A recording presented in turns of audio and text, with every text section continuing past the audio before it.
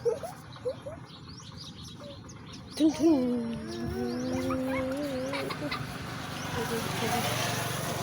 tiết ơi con mẹ ơi con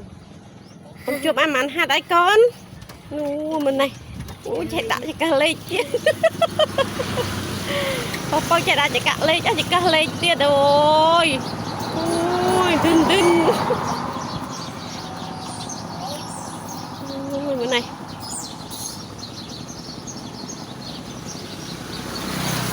มาพลังพังปูมาพลัง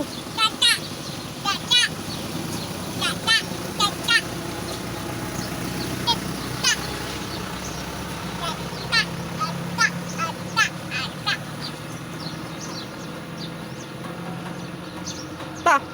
ชูติดขึ้นบึ้น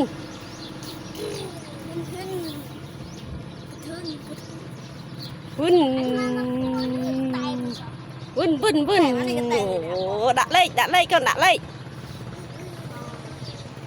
đặt lên cho con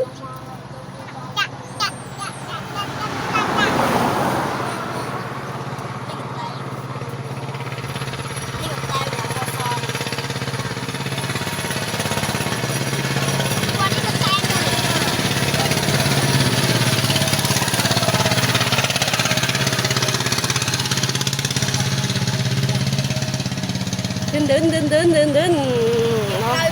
đi pru bên này đi pru ấy anh ấy mày ô mày lần là trả mày đó là ê mày ơi con nhé